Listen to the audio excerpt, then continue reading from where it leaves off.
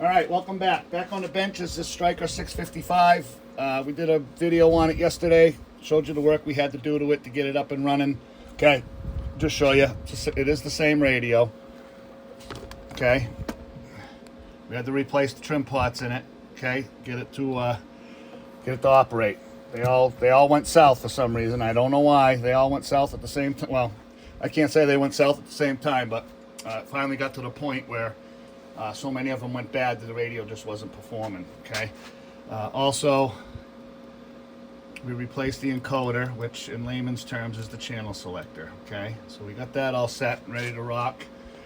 And we'll just show you what she's doing for performance, and we'll be on our way to the next one. So we got it set up for about a 1.5 watt dead key on low. Okay. There's your 1.5. And there's your modulated signal. Very, very clean, nice. Got some good growth to the positive peaks, which is a subject for another day. We're not going to get into that.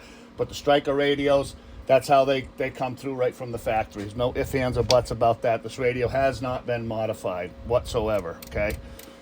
We'll give you the... on high, we got it set at 13 watts. We'll shut that off just so we can do this... fairly, okay, so everybody knows it's getting done the right way, okay, and they are on the high side, okay.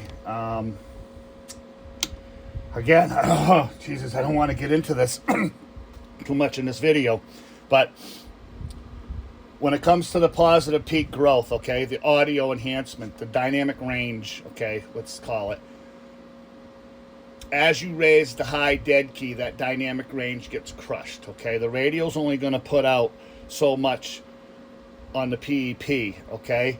So doesn't matter how much you dial up that high dead key, it's always going to just swing out to about the same wattage. So as you raise, if your peak is, let's see if I can just explain this a little bit. So here's your peak and here's your dead key, okay? So if you raise that dead key, and it's always going to hit that wall right there. So the closer you get that high dead key to the wall, the less dynamic range you've got. You want to be down here and get that good swing into it, okay? So anyway, another subject for another day. We've been through it a couple times. There is another gentleman out there that works on radios that's tried to explain it a couple times in the last week or so, because... we have one particular person that just preaches that it can't be done, and it can be done. These come from the factory that way, and it can be done to other radios, but I'm not going to get into it. So anyway, we'll show you your 13 watt dead key on high and 1.5 watts on low, okay? And we'll show you what she's doing for your PEP, all right? It's 200, what's in there for a slug? 250 watt slug, okay? So there's your low. That's your 1.5 watts. Hello, breaker. Audio check 1, 2. Breaker. So around 50 watts on low on your PEP. And we'll go up to the 13. Yeah, low, breaker. Audio check 1, 2, 1, 2. Breaker.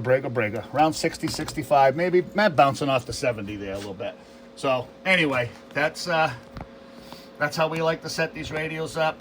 I've had several come in here, actually labeled that they're doing 80 watts, and you get into them and everything's been cranked. Okay, so I get radios in here. I guess I'll touch base on this a little bit too while we're talking about it. If people are telling you to turn your mic gain down and turn your power down because they can't understand what you're saying, the radio has been cranked one way or the other. Whether it's been components removed, or the modulation just cranked all the way up, the dead key cranked all the way up, whatever the case may be. If you're being asked to turn your radio down because it sounds too loud and I can't understand what you're saying, your radio has not been tuned properly. So I'm telling you, it's a fact, and anybody can argue that all day long if they want. So, and plus, you just saw that's getting 65, 70 watts to swing out to even 100, you probably wouldn't hear on the receiving radio, you wouldn't hear any difference. And please don't be fooled by it sounds good on my talkback. Okay, that is not an indicator of how the radio sounds out over the airwaves. Okay, totally not how your radio actually sounds. So don't be fooled by your talkback. Anyway, we got this one all polished up. Gonna get it out. It's local radio, so they'll come pick it up and put it back in their truck, do whatever they want to do with it. Anyway, so we've got other radios to do. We're going to get on that. Hope you enjoyed that.